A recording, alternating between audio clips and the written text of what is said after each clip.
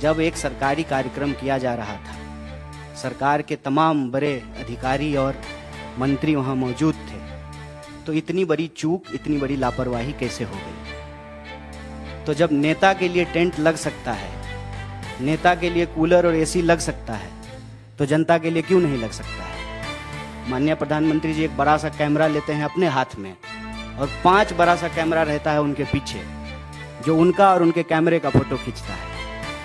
देश में लोकतंत्र है कि नहीं है?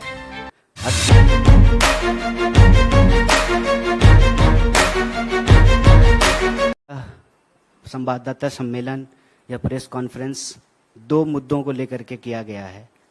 पहला तो आप सब जानते हैं कि महाराष्ट्र में सरकार की मौजूदगी में सरकारी कार्यक्रम में सरकारी लापरवाही से 11 लोगों की दर्दनाक मौत हुई है। हम भारतीय राष्ट्रीय कांग्रेस की तरफ से शोक संवेदना व्यक्त करते हैं और ये मांग करते हैं कि सरकार बिना किसी लापरवाही के, बिना किसी बहानेबाजी के, बिना किसी आनाकानी के इसकी जिम्मेवारी ले और कुछ सवालों का जवाब दे कि जब एक सरकारी कार्यक्रम किया जा रहा था, सरकार के तमाम बड़े अधिकारी और मंत्री वहां मौजूद थे, तो इतनी बड़ी चूक, इतनी बड़ी लापरवाही कैसे हो गई? प्रश्न ये उठता है कि आप किसी कंपनी को कार्यक्रम की तैयारी के लिए 13 करोड़ का ठेका देते हैं, तो जब नेता के लिए टेंट लग सकता है, नेता के लिए कूलर और एसी लग सकता है, तो जनता के लिए क्यों नहीं लग सकता है? क्या आपको इस बात का पूर्वानुमान नहीं था? कहते हैं कि डिजिटल इंडिया है, डिजिटल इंडिया में हर कोई अपने मोबाइल पे वेदर चेक कर लेता है। क्या मंत्री जी का मोबाइल काम नहीं कर रहा था? उनको आइडिया नहीं था कि देश में गर्मी पड़ती है अप्रैल में, मई में, जून में, और जब गर्मी पड़ती है तो लू चलती है, गर्म हवा चलने से जो है लोगों की तबीयत खराब होती है। जितना क्षमता है उससे ज़्यादा लोग अगर एक जगह इकट्ठा होंगे तो स्वाभाविक रूप से परेशानी आएगी। जनता की बुनियादी बेसिक सुविधाओं का ध्यान नहीं रखा गया, पानी की व्यवस्था नहीं की गई, उनके लिए छाया का प्रबंध नहीं किया गया, क्योंकि सरकार का पूरा ध्यान फोटो खिंचाने में रहता है। फोटो फ्रेम बढ़िया बनना चाहिए। आप लोग देखे हैं ना, माननीय प्रधानमंत्री जी एक बड़ा सा कैमरा लेते हैं अपने हाथ में और 5 बड़ा सा कैमरा रहता है उनके पीछे, जो उनका और उनके कैमरे का फोटो खींचता है। देश में लोकतंत्र है कि नहीं है? अगर देश में लोकतंत्र है तो एक चुनी हुई सरकार अगर एक सरकारी कार्यक्रम कर रही है और वहां लोगों को यदि बुलाया गया है, उनके साथ अगर कोई हादसा होता है तो इसकी जिम्मेवारी सरकार को लेना पड़ेगा। भारतीय राष्ट्रीय कांग्रेस ने, महाराष्ट्र की यूनिट ने यह सवाल उठाया है कि यह गैर इरादतन हत्या का मामला है। सरकार इसकी जिम्मेवारी ले और उसकी जिम्मेवारी तय करने के लिए देश का सबसे महत्वपूर्ण विपक्ष होने के नाते हम सरकार से ये सवाल उठा रहे हैं कि आप घटना के बाद बहानेबाजी ना करें, इधर उधर की बात ना करें, जिम्मेवारी तय करें, जो लोग दोषी हैं उनके ऊपर कार्रवाई करें, और सबसे ज्यादा दोषी तो सरकार खुद है, तो यह दोष को अपने मत्थे ले और इस तरह की कोई भी घटना आने वाले दिनों में ना हो, इसको सुनिश्चित किया जाए। यह भारतीय राष्ट्रीय कांग्रेस की तरफ से हमारी मांग है। दूसरा जो महत्वपूर्ण विषय है, जिसके बारे में आप सब लोगों को सूचित भी किया गया होगा, कि कल आदरणीय राहुल जी ने कर्नाटका की एक सभा में यह मांग उठाई है कि सरकार अगर सचमुच ओबीसी से प्रेम करती है, क्योंकि आप सब जानते हैं, पिछले दिनों आप लोगों ने देखा कि विपक्ष मांग रहा था जेपीसी, सारे विपक्षी दलों ने कहा जेपीसी जेपीसी जेपीसी, अचानक से बीजेपी कहना शुरू कर दी ओबीसी ओबीसी ओबीसी। जेपीसी की मांग के सामने अगर ओबीसी की बात बीजेपी लेकर के आई है तो यह जरूरी हो जाता है कि कुछ सवाल सरकार से पूछा जाए। सबसे पहला सवाल यह है कि प्रधानमंत्री बड़े जोर शोर से कह रहे हैं कि डिजिटल इंडिया का दौर है, तो डिजिटल इंडिया में, डिजिटल दौर में सबसे जरूरी चीज है डेटा। अक्सर आप सब लोग सुनते होंगे कि कहा जा रहा है कि डेटा न्यू ऑयल है, जिसके पास डेटा होगा वो दुनिया का लीडिंग पावर होगा। अगर ऐसी स्थिति है तो हमारी सरकार, भारत की सरकार, डेटा को इकट्ठा करने में, डेटा को तैयार करके डेटा देश को बताने में, जारी करने में इतनी हिचकिचाहट क्यों दिखा रही है? क्या कारण है इसका? आप सब जानते हैं कि जब भारतीय राष्ट्रीय कांग्रेस की सरकार थी, यूपीए 2 के दौर में 2011 में जनगणना हुआ और उस जनगणना की जो रिपोर्ट थी उसको तैयार किया गया। वह रिपोर्ट प्रकाशित होती, उसके बाद सरकार चली गई। 2014 में नई सरकार बन करके आई। तब से लेकर के हम लोग 2023 में हैं, अभी तक कोई डेटा जो है वो जारी नहीं किया गया है। आप सब लोगों को पता है कि 2021 में जनगणना होना था, 2021 में जनगणना नहीं हुआ है। दुष्यंत कुमार कहते हैं कि कहाँ तो तय था चिरागा हरेक घर के लिए, कहाँ चिराग मयस्सर नहीं शहर के लिए। डेटा जब इतना इंपॉर्टेंट है, जब हर चीज को गिना जाना जरूरी है, आप स्त्री गिनते हैं, पुरुष गिनते हैं, शिशु गिनते हैं, पशु गिनते हैं, तो फिर जाति गिनने में क्या दिक्कत है? और हम इसमें कुछ और तो नहीं कह रहे हैं, हम ये कह रहे हैं कि देश में हर 10 साल में जो सामाजिक, आर्थिक और जातीय आधार पर जो जनगणना होता है उसका रिपोर्ट जो है आप जारी कीजिए। जो जनगणना 2021 में होना था 2023 हो रहा है, तो आप उस जनगणना की कार्रवाई को शुरू कीजिए, क्योंकि हर 10 साल में जनगणना होना है। और ऐसा तो है नहीं कि आज जनगणना शुरू हुआ है। आप सब जानते हैं कि इस देश में लगभग 150 साल से जनगणना हो रहा है, 150 साल से। और हम गिनते क्यों हैं? हमको संख्या को गिनने की जरूरत क्यों पड़ती है? इसका सीधा सा जवाब है, आपके घर में जितने सदस्य होते हैं उतना ही खाना बनाते हैं ना।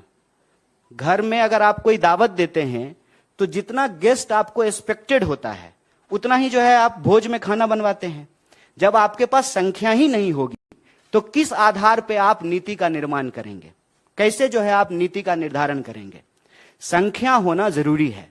और संख्या के मामले में आप सब लोगों को पता है, ना सरकार इस बात को बताने में इंटरेस्टेड है कि अदानी जी की सेल कंपनी में 20,000 करोड़ रुपया कहां से आया, ना सरकार इस बात को बताने में इंटरेस्टेड है कि इस देश की वास्तविक संख्या क्या है। आप अगर प्रधानमंत्री जी की रैली को भी ध्यान से सुनेंगे तो कुछ दिन पहले कह रहे थे 135 करोड़, 135 करोड़, आजकल कहते हैं 140 करोड़। तो 135 करोड़ से 140 करोड़ हम कैसे हो गए हैं?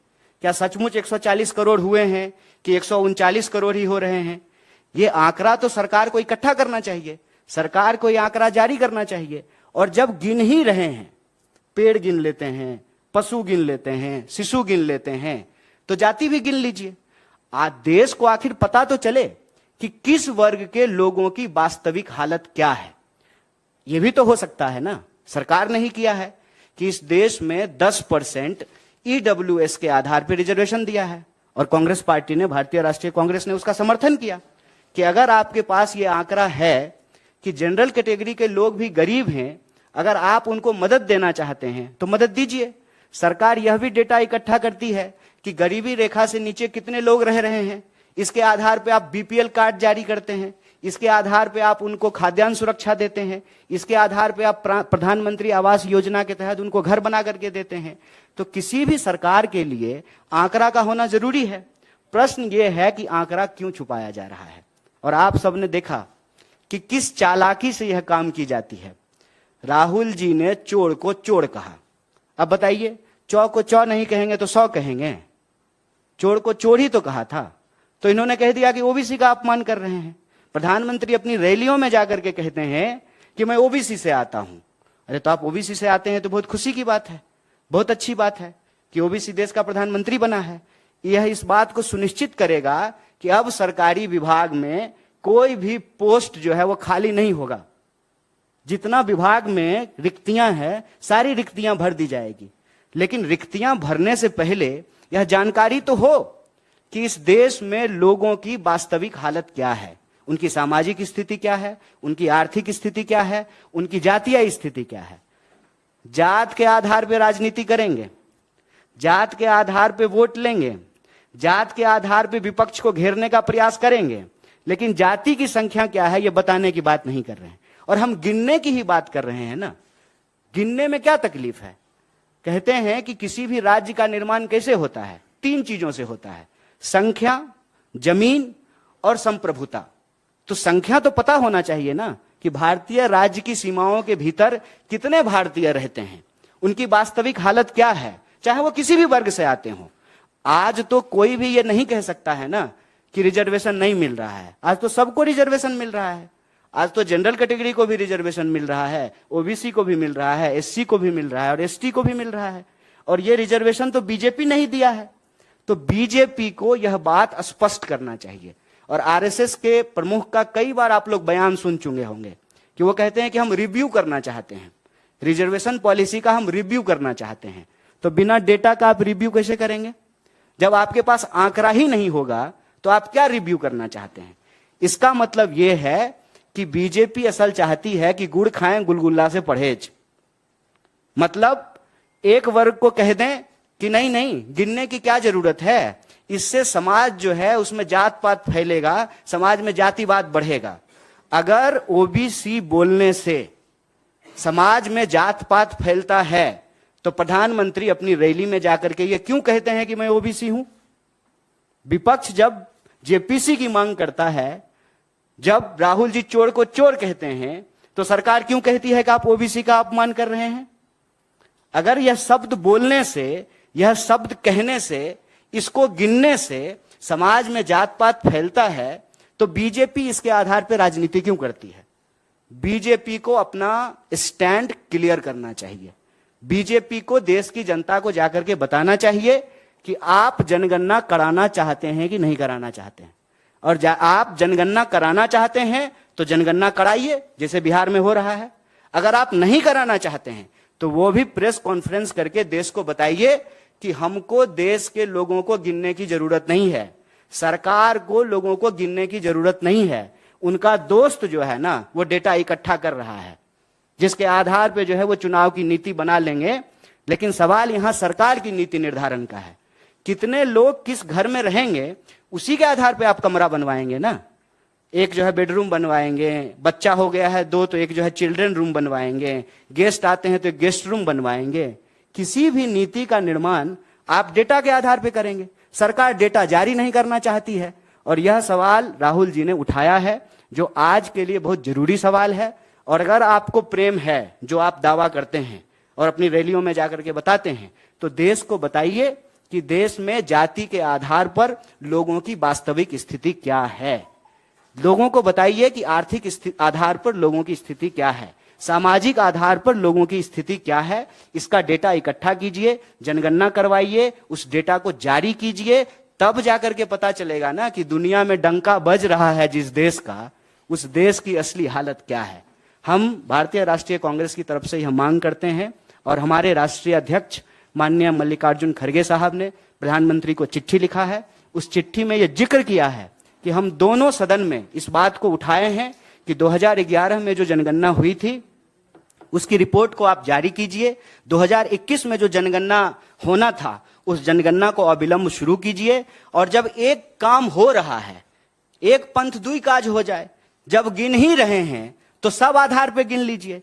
जब हर आधार पे समाज में लोग रह रहे हैं तो हर आधार पे लोगों को गिन लीजिए। और सरकार के पास डेटा होना जरूरी है। सरकार अगर कहती है कि देश में खुशहाली है, देश में खुशहाली आई है, लोगों के बीच में प्रॉस्पेरिटी फैला है, तो यह बताने में क्या दिक्कत है कि देश में जो है कितने बेरोजगार हैं। आप सब लोग इस बात को जानते हैं कि सरकार ने सर्वे कराना बंद कर दिया है। सरकार के पास बेरोजगारों का कोई आंकड़ा नहीं है, क्योंकि सरकार रोजगार देने में इंटरेस्टेड ही नहीं है। इसीलिए जो है बेरोजगारों को गिनने के लिए तैयार नहीं है। भारतीय राष्ट्रीय कांग्रेस की तरफ से यह स्पष्ट और सीधा मांग है, अविलंब जनगणना करवाई जाए। और जनगणना तीनों आधार पे, जिस तरीके से 2011 में हुआ था, सामाजिक, आर्थिक और जातीय आधार पर, तीनों आधार पर जनगणना हो। अगर बिहार सरकार जाति की जनगणना करवा सकती है तो देश की सरकार भी करवा सकती है। और यह देश के लोगों का संवैधानिक बुनियादी अधिकार है कि उनको पता चले कि उनकी वास्तविक स्थिति क्या है।